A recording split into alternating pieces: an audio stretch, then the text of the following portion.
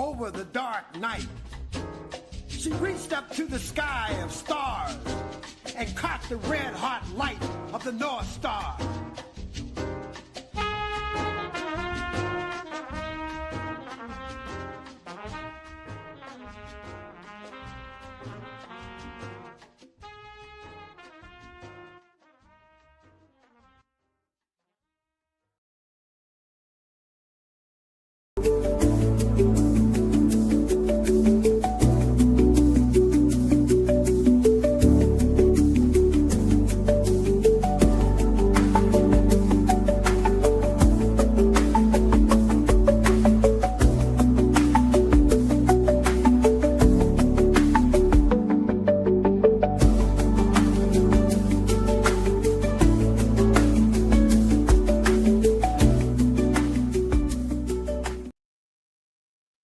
Good afternoon, greetings, and welcome back.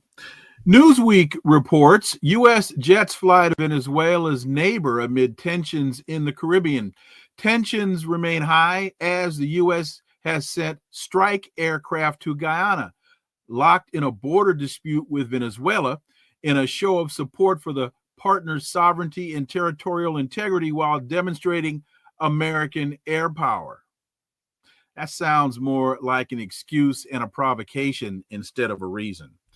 This while, in response, Venezuelan President Nicolas Maduro has launched the Independence Plan 200, active resistance and permanent offensive deployment, deploying a total of 284 battle-ready positions. Folks, why is the U.S. engaged in another provocation? Let's connect some dots and find out.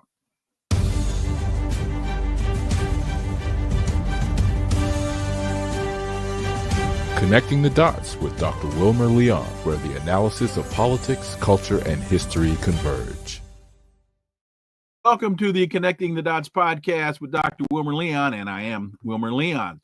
With each show, my guests and I provide insight and analysis into current events and the broader historical context in which most of these events take place.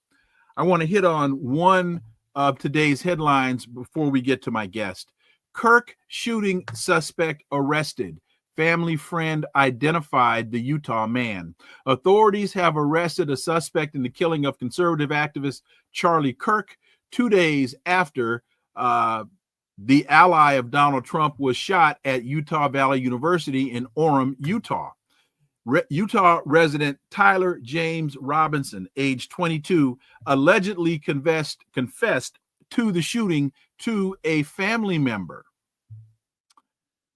You know, Charlie Kirk said on 19 May 2023, quote, "Happening all the time in urban America. Prowling blacks go around for fun to go target white people. That's a fact. It's happening more and more."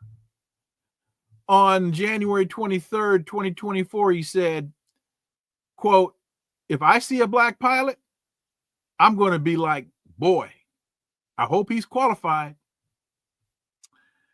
As I said yesterday, when you make your living contributing to the ignorant, racist, xenophobic, intolerant, white supremacist, hate-filled melange that passes for political dialogue in this country, and then you run up against someone who's more intolerant than you, well, you get what you get, and you don't get upset. On April 5th, 2023, he said, and this is incredibly ironic, if not prophetic, "I think it's worth it to have a cost of, unfortunately, some gun deaths every year so that we can have the Second Amendment to protect our other God-given rights. This is a prudent deal. It is rational." End quote. One of the sayings I learned in law school was Latin, res ipsa loquitur. Res ipsa loquitur translates to "the thing speaks for itself." On today's episode, the issue before us is the U.S. is intensifying alleged counter-narcotics operations targeting Venezuela, maintaining a strong presence of warships and fighter jets in the Caribbean. Last week, U.S. forces sank a alleged drug-carrying vessel that had departed from Venezuela, murdering 11 people. My guest is a leader of the Organization for the Victory of the People based in Guyana. He is an executive member of the Caribbean chapter of the Network for the Defense of Humanity and the Caribbean Pan-African Network, CPAN. Brother Gerald Perreira, as always, welcome back. Thank you, brother. Thank you for having me on your program, your show. I greatly appreciate it, Gerald, as always. So let's start with this whole U.S. jets fly to Venezuela's neighbor, that being Guyana, amid tensions in the Caribbean. What's going on here? Why this? Why now? You know, Brother Wilmer, yesterday, three of us participated in a panel discussion with a moderator from Caracas. And we had a journalist from Caracas and Brother David Abdallah, who's the leader for the Movement for Social Justice in Trinidad. And the journalist from Caracas agreed with me on what I pointed out over and over in a number of programs, that this territorial dispute between Caracas and Georgetown, Guyana, this thing was dormant for decades. Mm-hmm. But it is always activated by Washington, by the imperial power, by the United States and Britain, when they want to go after a regime. Mm-hmm. For years, as I pointed out, America was always in Caracas' corner. When they heard that when Chedi Jagan, who was the first person in this part of the world, long before Salvador Allende to be elected, Venezuela, Caracas was worried that Jagan, who was a Marxist, sympathetic to Cuba and so, and at the time there was an armed insurrection in Caracas. So the regime cooperated with America and they reactivated the territorialism. And it has been going like that over the decades. The same thing with Forbes Burnham, when Forbes Burnham, the president of Guyana, mm-hmm. who was pursuing an anti-imperialist path, he was a champion in the non-aligned movement, and he allowed the Cuban planes that were going to Angola to refuel in Guyana. And the Americans threatened to bomb the airport. And they were pushing Caracas to invade Guyana. They even sold them F-16 fighters. So the point today the Americans are back in Guyana against Venezuela because they're hostile. They oppose the Bolivarian Revolution. And Guyana is openly pro-imperialist. The Ali regime, like the Kamala Bissesa regime, administration in Trinidad and Jamaica, these were years ago, these were the three champions powerhouses in CARICOM. You had Manley in Jamaica, and you had Eric Williams in Trinidad, the founding fathers, and you had Burnham in Guyana. And these men said the Caribbean must be a zone of peace. They opened up, other than Mexico, they were the first to recognize Cuba and bring Cuba out of the cold and into the fold. Today, all that has changed. Chedi Jagan's party, the People's Progressive Party, that has been returned to office, is openly pro-imperialist and it pursues neoliberal economics. In fact, all the political parties on the landscape are like that. They're quiet on the genocide in Gaza, mm-hmm. and they don't say anything about what Trump is doing.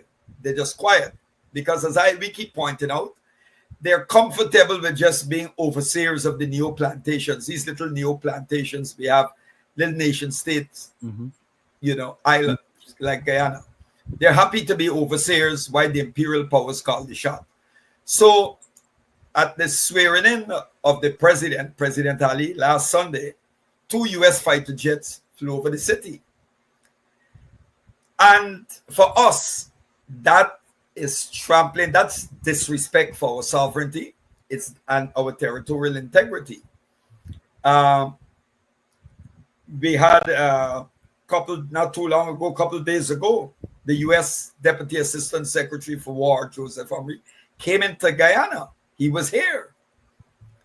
Nobody asked, the president asked what was really discussed or so, but I can assure you that these people come in here and they dictate. They tell them what to do, and they go along with it. So this Defense Deputy Assistant Secretary for War, of course, he's representing Trump, the naked face of fascism. But before that, last 24, we had Thomas Greenfield, the U.S. ambassador to the UN. She was in Guyana. And you know, the CIA head, Burns, came here under the Biden. He came in April 2024. So you see, irrespective of the administration, the change in administration, there's a continuation. And this thing has, all of this that we are faced with now has started with the presence of ExxonMobil in Guyana. Mm-hmm.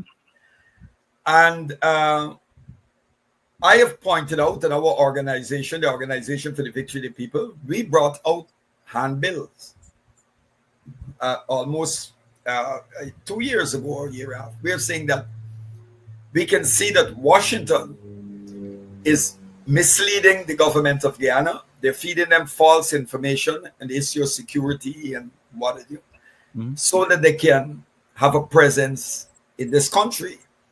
And their intention is to put a military base here. In fact, one senior figure in the present administration, who's a senior, well, he's not a minister, but he's a senior member of the party. He called for a U.S. military base in Guyana. And another right-wing element called for U.S. military base in Guyana. So that is what is being pushed.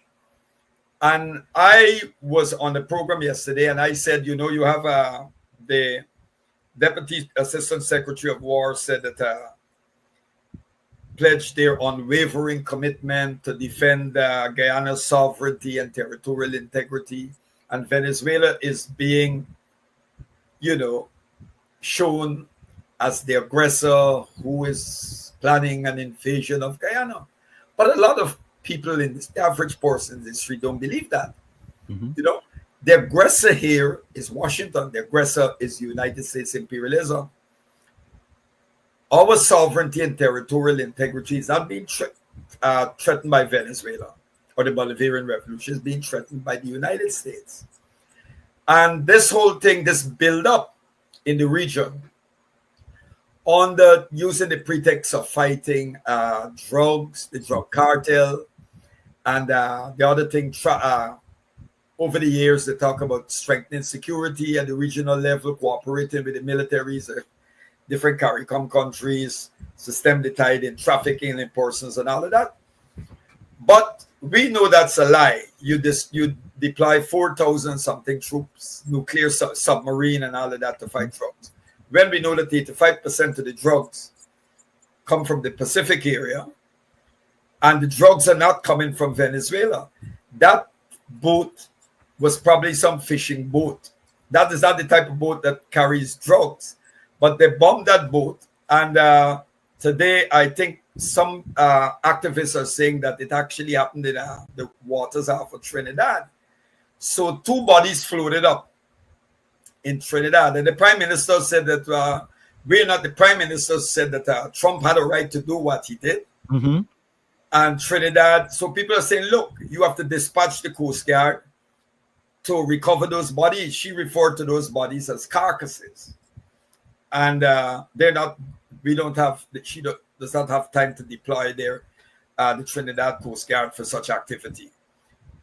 And if Venezuela threatens Guyana, she would allow the United States use of Trinidad to go to attack Venezuela.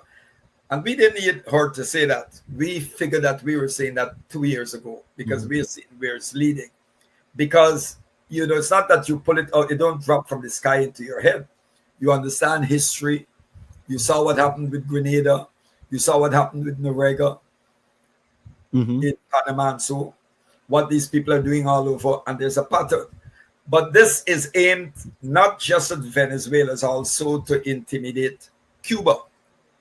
Because pressure is being put on Guyana to end our relations, terminate the presence of the Cuban medical mission in Guyana, and to minimize our economic and trade relations with the People's Republic of China. This is clear. And yes, so the United States, the Guyana government, the regime in Guyana is openly pro-imperialist. And right now, CARICOM is very divided because all the countries of CARICOM, with the exception of Guyana, Jamaica, and Trinidad and Tobago, have sided with the United States.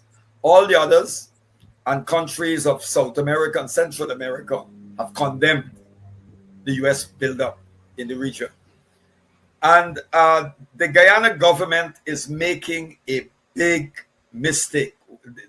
What they are doing, this has not just serious and that implications for the region, consequences, but also globally. And they actually, you know, we refer to our politicians here they are political dunces. They cannot learn from what they're seeing in the world. I mean, the United States is an enabler of genocide. The Trump regime, you see, Trump is a great deceiver, a pathological liar. Look at what they did in relation to the Israeli strike on Doha in Qatar. They told the Qataris that Israel is going to bomb you. But Qatar admitted that they came too late. That's nonsense. That's absolute nonsense. And the Qataris would be complete idiots to buy into that narrative. You know, they knew exactly what was happening and they wanted Israel to go on strike, but they gave them the information when it was too late. And Qatar admitted, well, it was too late. So that is what. And then you had, of course, the mediators in Doha getting ready for meeting, and Israel goes in to bomb those people, to assassinate them. So our politicians don't seem to be learning from what is taking place.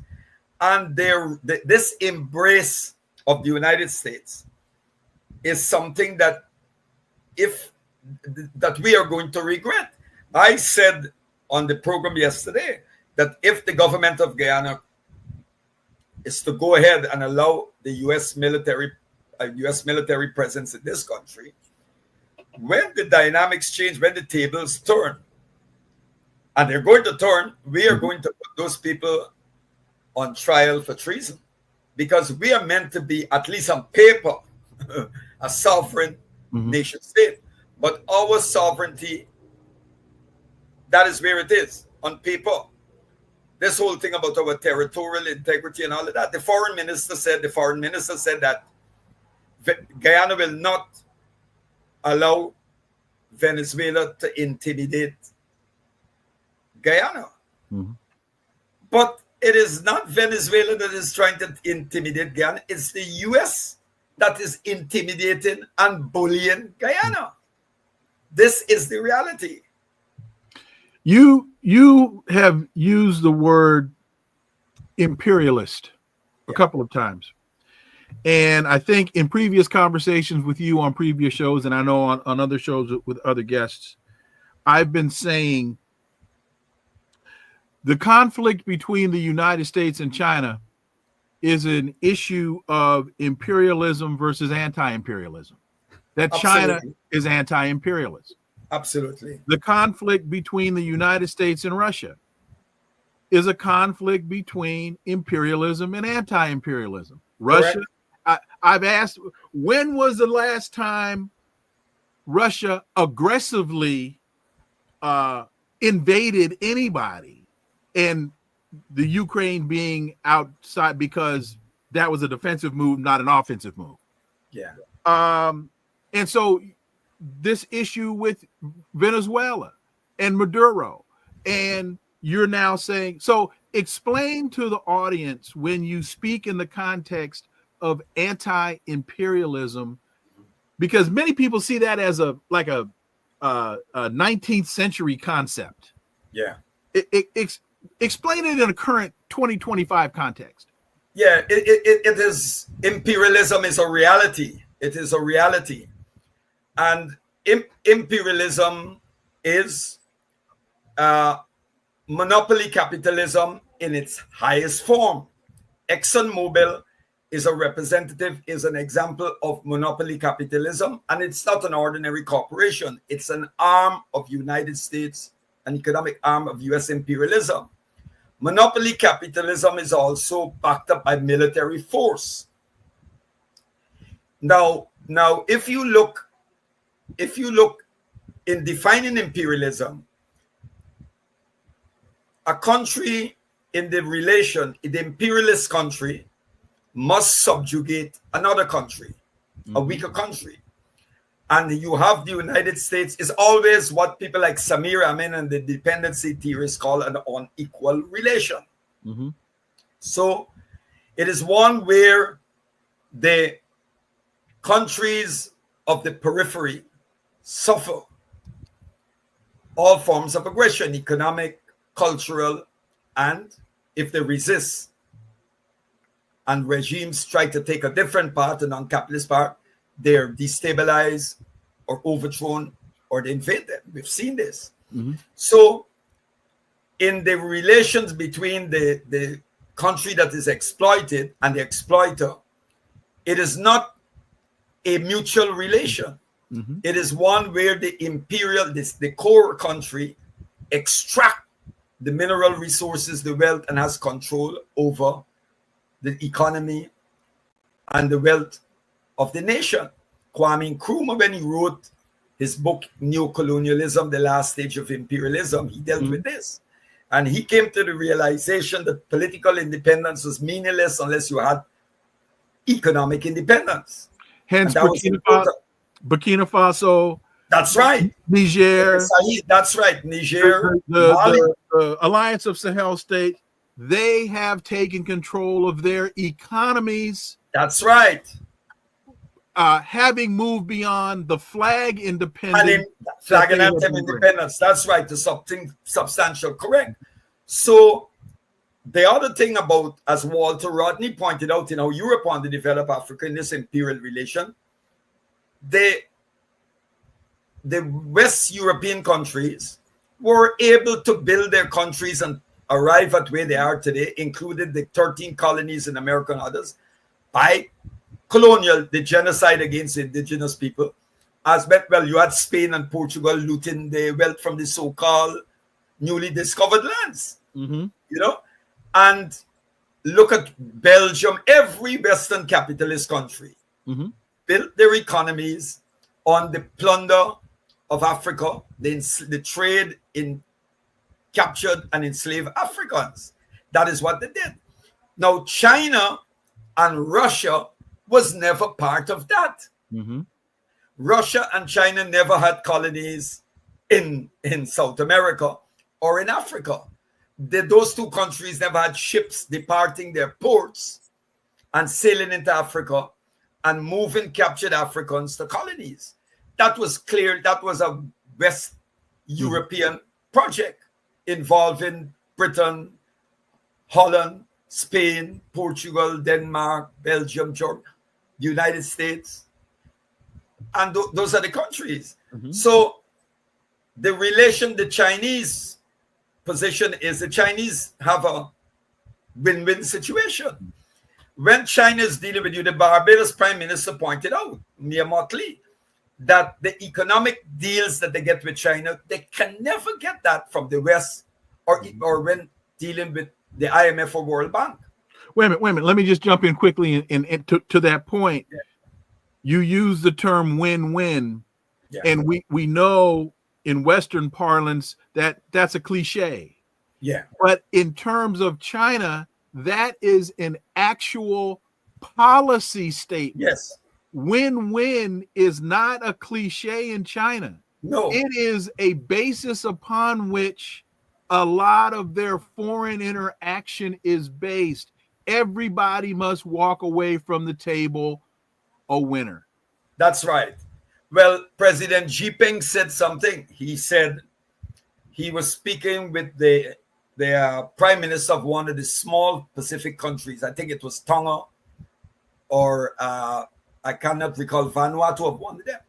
And he said that China, that the relations with China and those countries is based on mutual respect and respect for the sovereignty of those countries. And he said, irrespective of your size, geographical size, as well as your economic status, China sees you as an equal. And this is how they deal, the Chinese address this issue. The Americans, I mean, look at the way Trump treated. Trump actually had some Caribbean heads of state sitting outside like little factoid boys and then call them in. The Chinese do not do that. The Chinese president arrives at the airport to meet you. If he cannot make it, there's a senior official from the government of the People's Republic of China to meet you. This doesn't happen in the United States. And, you know, there is this always, our leaders, our misleaders. We have some, I mean, CARICOM is very much not united today. There's this is very much disunited. But we don't have revolutionary oriented governments, but we have progressive governments like the one in Barbados, Mia Mottley, Ralph Gonzalez in St. Vincent and the Grenadines. And they threatened them with a visa, revoking their visa. Mia Mottley and others said if we have to, and former Prime Minister of Trinidad and Tobago, Keith Rowley, said if we have to lose our visas, we can lose it. We don't care. Because they're putting pressure on the CARICOM countries to send home the Cuban medical team that are up, the Cuban medical brigades that are operating in different CARICOM countries. And I can tell you, had it not been for the Cuban medical brigade, our health system years ago would have collapsed. And I just want to point this out quickly by I mention it, very important. You know, brother, do you know that I think over the past, this thing happened about 14 years ago. The Cubans, because Cuba has this biotechnology research that they work with the Chinese, so the Cubans have done a lot of research. The Cubans actually have a drug that can reverse if you have a diabetic foot, reverse the process. So the days for amputation is over. I didn't know that. Yes, you can. They inject the foot and reverse the process. Now, Prime Minister Gonzalez said that at the time when President Obama was in office, the permanent secretary in the Ministry of Health in St. Vincent didn't get things right. So he thought that there was some lifting or some sanctions. And he ordered $350,000 worth of this drug for St. Vincent and the Grenadines. The money went through a correspondent bank in the U.S., and the U.S. held on to the money for almost 11 months. St. Vincent and the Grenadines had to fight to get that money released. Now, while that money was being, the banks in the U.S. held on to it, you had people in St. Vincent who were losing their leg, were being amputated. When this drug, right? In the Caribbean, we need it. There was a man, we had the issues here of people who went to Cuba and they were given the treatment and it reversed. One man went to our local hospital and they said, we have to amputate the leg. He went to Cuba and I saw the man not too long ago running on the rugby field. So, this is criminal. This is criminal. And Cuba cannot get the drug out, sell it because of the sanctions. Mm-hmm. And this is what is going on. So you have to be an absolute ignoramus to see that the United States is prepared to let Caribbean citizens suffer because of this illegal and criminal blockade that has been imposed on Cuba from all over 5 decades. And the Trump regime has tightened it, Mm-hmm. and is tightening it. And yet our government, the government in Guyana and Trinidad and Jamaica, you are embracing these genociders and these enablers of, of what is going on in Gaza, these enablers of genocide. And you honestly believe that they're coming here to protect us against Venezuela? The idea is, in the long-term objective. I'm not saying, well, we hope that they don't. Mm-hmm. Maybe they will bomb some installations in Venezuela, but I don't think they will be so suicidal to actually set troops on the ground, because I can tell you, the people of Venezuela are very mobilized. Even those in the opposition are opposing the U.S. So they have been able to mobilize hundreds of thousands, the militias. This is something to that than Iraq. To that point. Because this is our desert. To that point. Yes. People in the West need to understand. I've made this point before. I think you and I have talked about this before, but now we're seeing it being implemented. And that is, the Venezuelan government has a citizen militia. Yeah. The Venezuelan government has armed its own citizens. So that means a couple of things. It means the government trusts the people, and it means the people trust the government. Very good point. So there's all this, Maduro is a dictator. Maduro is a strong man. Maduro is an authoritarian. And Maduro is giving his people weapons. Weapons. Well, a dictator will hand out weapons. Turning the weapons on him. That's right. What happened with Hugo Chavez when Hugo Chavez was kidnapped by the United States? Yeah. Isn't there a special group of people that defend their what are they called? It's like in Cuba, you have the committees for defense of the revolution. No, but there's a group of somewhat like Secret Service. Yeah. The Abuqua, is that the word? I'm not sure. There were these they had these communal brigades or groups that were armed to specifically protect the revolution and protect the president. And the president, yeah. And so my whole point is, these people will back their government. They will defend their president, and the president knows that he has armed his own people. Can you imagine Donald Trump giving Americans? Yeah. Well, he doesn't have to, because everybody here has, but you get the point. Anyway, I'm sorry. Go ahead. No, that's what you said is very, very important to take note of. It's like in Libya. I resided in Libya for a number of years, mm-hmm. and it was normal to see any Libyan, when they open the trunk to put something inside, you will see an AK-47, because everybody, it was that they said defense should be everybody's business, because mm-hmm. when bombs drop, it don't drop on just the soldiers, it drops mm-hmm. on everybody. So everybody was armed. And that is why, unlike what took place in Tunisia and Egypt, Libya was able to stand up and resist for almost 10 months before they overwhelmed them, But the people were armed. The same thing in Venezuela. But the Western media, the false narrative that they put out there, that they've been consistently putting out. I was invited to Caracas to go as an observer with 2 others, but I didn't get to make it because there's one flight a week from Trinidad.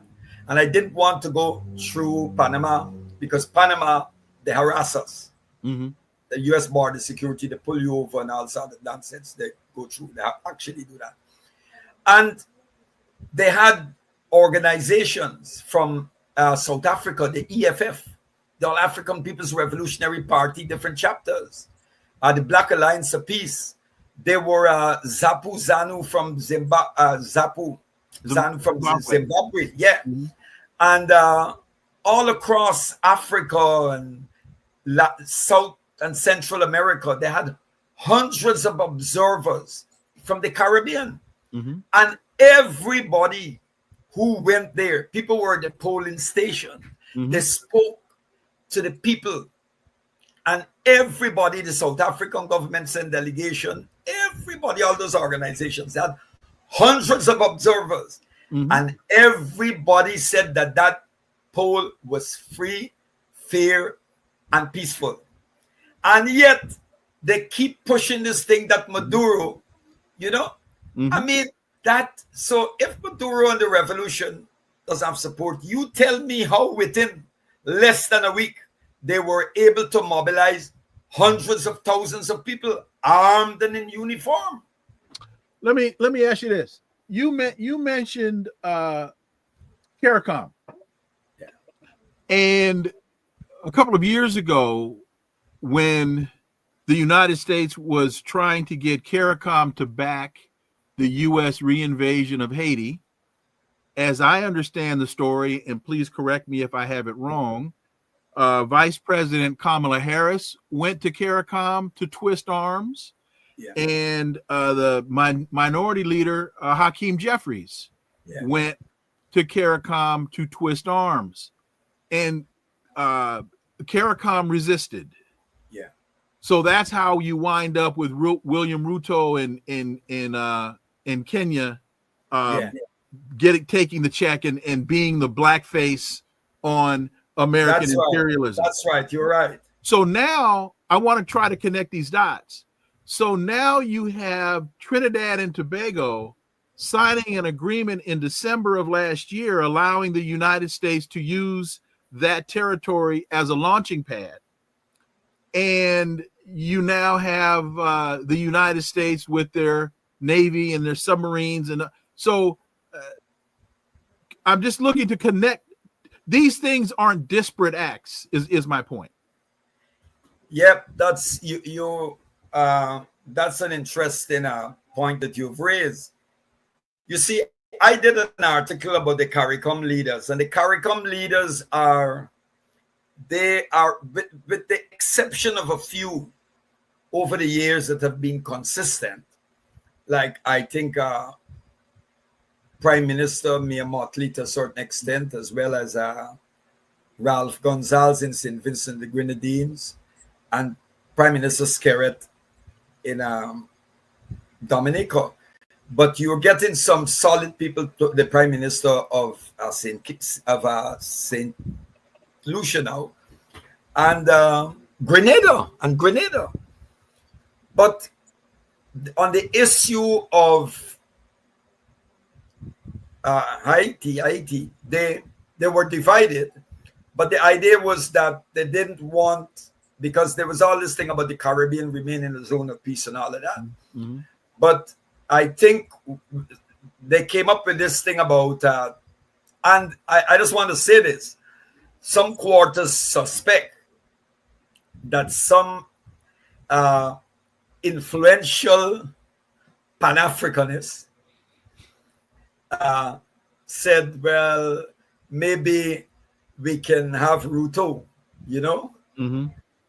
And the Caribbean, just like how CARICOM is divided, the Caribbean Pan-African movement is divided, because some of us are saying what we're witnessing is the neo-colonization, the neo-colonialization and neoliberalization of the Pan-African project of Pan-Africanism, Mm-hmm. you know? And that's why we draw the line between what we call the revolutionary Pan-Africanism, for want of a qualitative, you know, because some people, I mean, let me give you an example and get back to that. We had 1 year emancipation, we commemorate on August the 1st, the Emancipation Day, commemorated.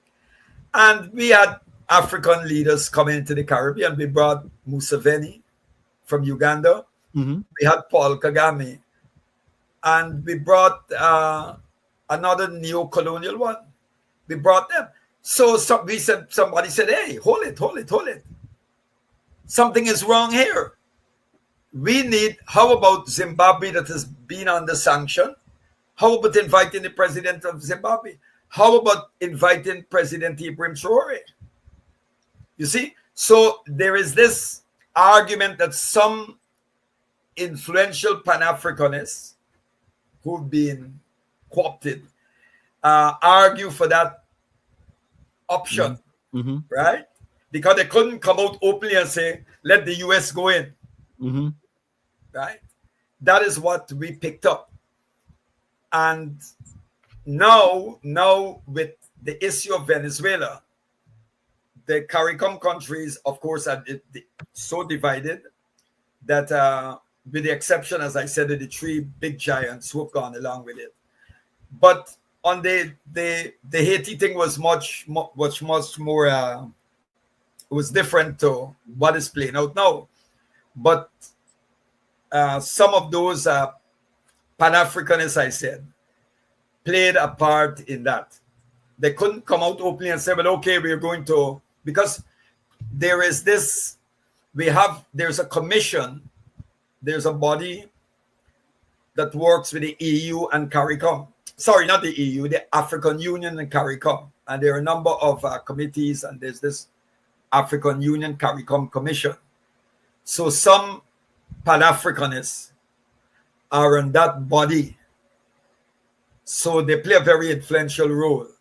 And some of the prime ministers listen to them. Mm-hmm. So I suspect, a number of us suspect that they did play that role in persuading the CARICOM government to say, well, look, let's have Ruto. But we object to that, we said Ruto, as you pointed out, is a tool. Mm-hmm. It's a tool of U.S. imperialism. Now Trump has said mercenaries from Blackwater. They're present. Mm-hmm. Yeah. So we saw the video of the United States blowing up the boat, murdering those 11 people. This pretext of drug dealing, and that the United States must intervene because of the drugs, and that President Maduro is the head of the Tren de Aragua drug cartel.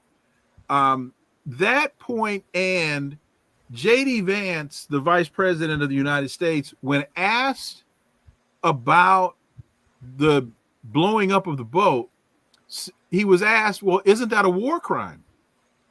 And his response was, we don't care. I don't give a... Right. Yeah. So shit.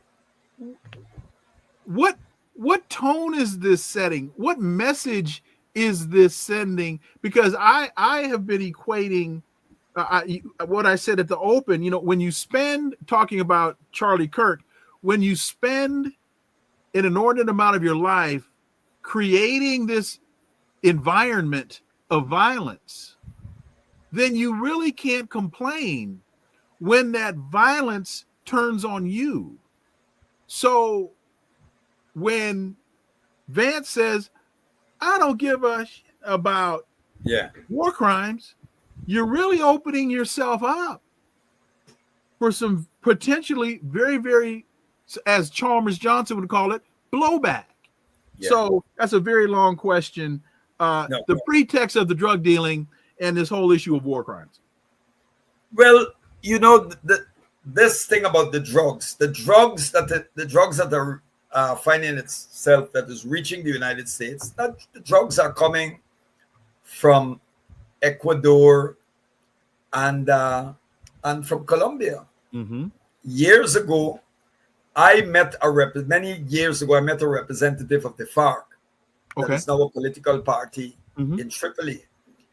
And he told me, well, look, the US, they were always accusing FARC of drugs and so, but the FARC had nothing to do with drugs. The drugs it was the right-wing paramilitaries that were moving the drugs with the full knowledge of the US. But they were prepared to turn a blind eye because the paramilitaries were fighting the two major guerrilla formations. That was the FARC then and the ELN, the National Liberation Army, which still is armed. I don't know what's the status now with the new president in. There've been talks. But it was the paramilitaries that were moving the drugs. The other thing is, which many people don't pay attention to, and Noam Chomsky did some work on that, the role of neo-Nazi groups in America. Do you know there's several neo-Nazi internationals, just like how you have Communist International and Social. Right. There's 7 neo-Nazi internationals, and they have organizations that are affiliated to this body. There's one in Caracas, there's one in Venezuela, there is one in Brazil, they're in Argentina, Chile, Peru, and Colombia. And they actually circulate Hitler's book, Mein Kampf. And they work with, some of them operate within major political formations, like in Bolsonaro's party in Brazil. So in Ukraine, in Zelensky's party. Yeah, well, what's interesting is good that you mentioned Ukraine, because do you know that they were able to recruit ex-Colombian soldiers and mercenaries from Colombia? These neo-Nazis were able to organize Colombians to go to Ukraine to fight. Did not know that. Okay. Yes, to go to Ukraine. So, yeah, there were Colombians there. And I think Russia did mention it. And I think there was one where some Colombian was captured, or he deserted and he was warning against it. And so there's this connection of this growing neo-Nazi. So when the Russians were talking about this, the Russians were not lying or so. We know this, right? You know, that this is what is going on. And this neo-Nazi international is, they're also involved in moving drugs. And the Americans, of course, turn an eye to this. It's, President Maduro has nothing to do with drugs. We know this playbook. Saddam Hussein, weapons of mass destruction, Muammar Gaddafi killing his people, and you go in. So now Manuel Noriega. Yep, the same thing with Noriega. Yes, all because he said, "Look, we're going after the Panama Canal." And this thing now about the Venezuela and the drugs at Maduro, this is just a downright, such an enormous lie to just, pretext to attack Venezuela. Let me shift gears here. We're up against the clock, and I want to be sure that I get your take on this most recent development in Brazil, and that is former President Bolsonaro has been convicted of plotting a coup, sentenced to over 27 years in prison. And again, connecting the dots, people need to remember that after Steve Bannon helped Donald Trump win his first term, Steve Bannon went to Brazil. That's right. Worked with Bolsonaro, yeah, and played a very key role. In fact, they used to call Bolsonaro the little Trump. The little Trump. Then you have the other one in Argentina now. Because but he's in trouble.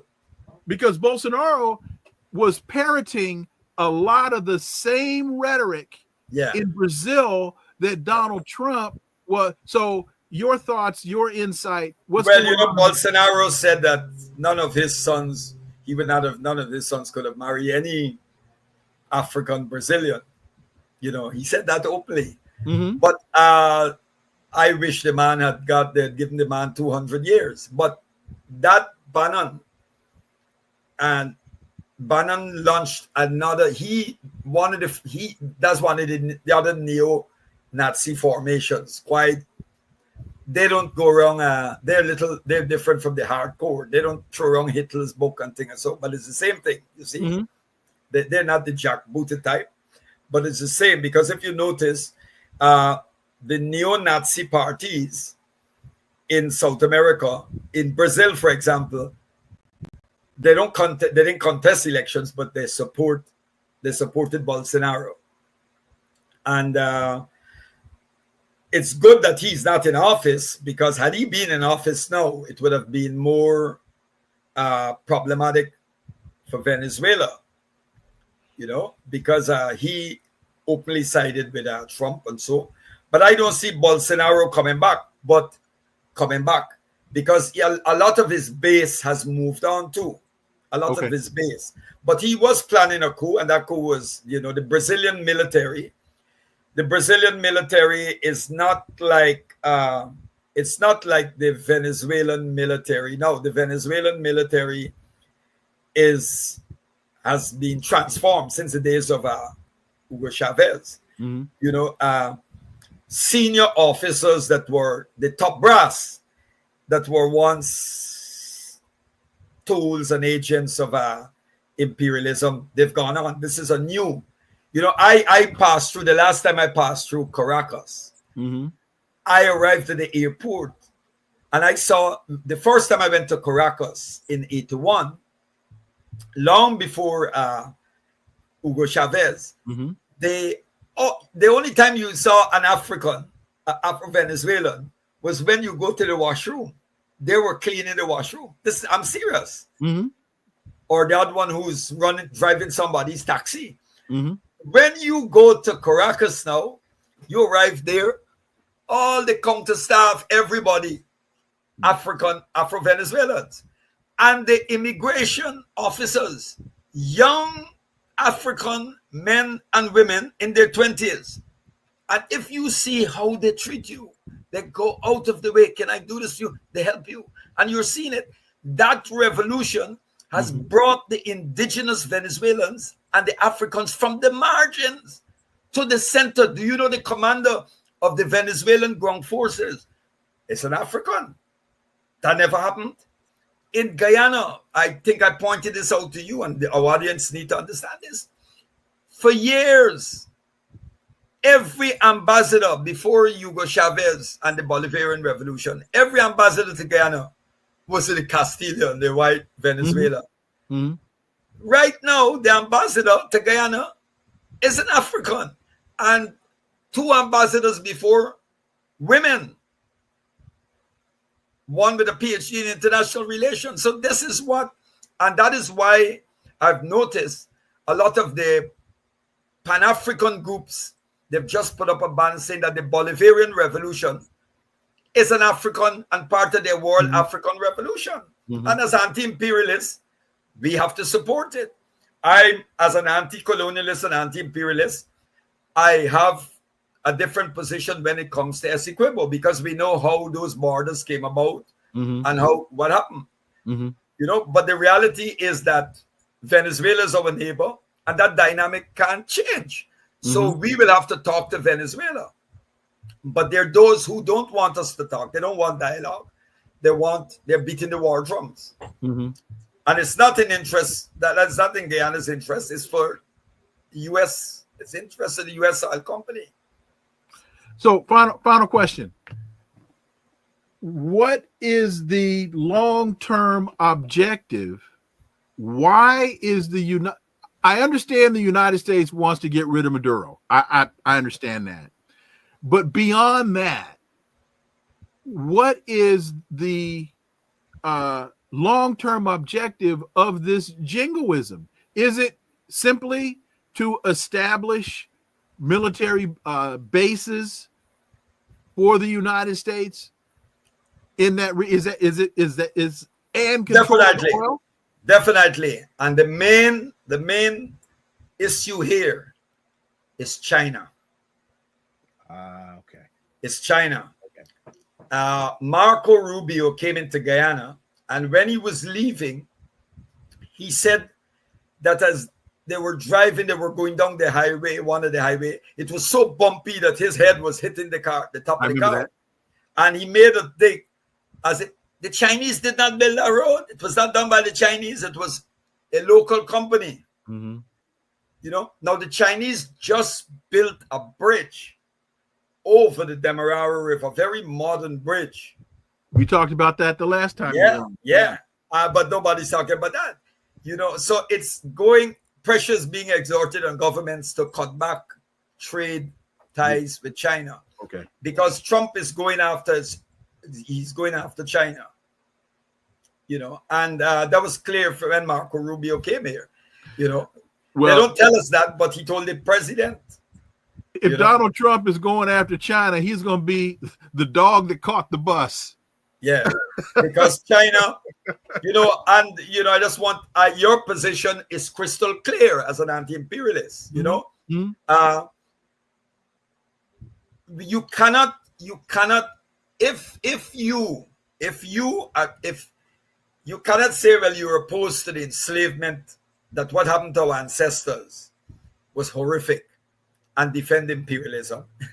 Imperialism started as a continuation. You have to understand, you know. But the Organization for the Victory of the People, our position is clear. One, we support the People's Republic of China. We support fully the Russian war against fascism that is backed by NATO and America using Ukraine as a proxy. We support that the Korean Peninsula should be demilitarized. We back support the Democratic People's Republic of Korea. We support the resistance that in the era led by Hamas and other groups, including Marxist groups such as the Front for the Liberation of Palestine, the Popular Front for the Liberation of Palestine, the Democratic Front, secular, anti-imperialist Marxist groups. We support all of them irrespective of their position in their ideological. They're fighting Zionism. We support Hezbollah's resistance. We support the resistance in the Sahel states to achieve true independence and true independence and control of their economies. We support these struggles. You know, we support the struggle of all oppressed in it. And that's what Brother Malcolm said. You know, Brother Malcolm dealt with this. Brother King, Dr. Luther King, said the same, and he condemned, he saw the link between militarism and capitalism and that. And, you know, when we were youngsters, we said, oh, don't bother Dr. King, Malcolm X. Oh, right. When we evolved, both men are revolutionaries. Both men were revolutionaries. Right. It's just that their approach, but we're different. That's all. That's all. Both fought for liberation. So it's not one or the other. And what did Charlie Kirk say about Dr. King? He was an evil man. My God. Well, there you go. Well. Brother Gerald Perreira, man, thank you as always. Yeah. The analysis, the time, fitting us in, greatly appreciate it, man. Be safe, and I hope to see you soon. Thank you, and keep up, as I always end your program by saying, the work you're doing is sacred work, man. Thank you, brother. Yeah. Thank you. All the best, brother. Appreciate it. Yeah. All right. All you right. too. Yeah. All right. Yeah. Folks, gee, I love that brother right there. Yeah, thank you. Oh, brings it every time. Thank you all so much for listening to the Connecting the Dots podcast with me, Dr. Wilmer Leon. Stay tuned. New episode next week. Haven't figured out my guest yet, but trust me, in the words of the Moon Man, it'll be a big one. Please follow and subscribe, leave a review, share the show, follow us on social media. Let me see if I can get Dr. Gerald Horn. I'm going to reach out to Gerald and see if I can get Dr. Gerald Horn for Monday. Follow us on social media. All the links are below in the show description. This is where the analysis of politics, culture, and history converge. Because remember, folks, talk without analysis is just chatter, and we don't chatter here on Connecting the Dots. See y'all on Monday. Until then, I am Dr. Wilmer Leon. Have a blessed, wonderful, wonderful weekend. Peace. I'm out.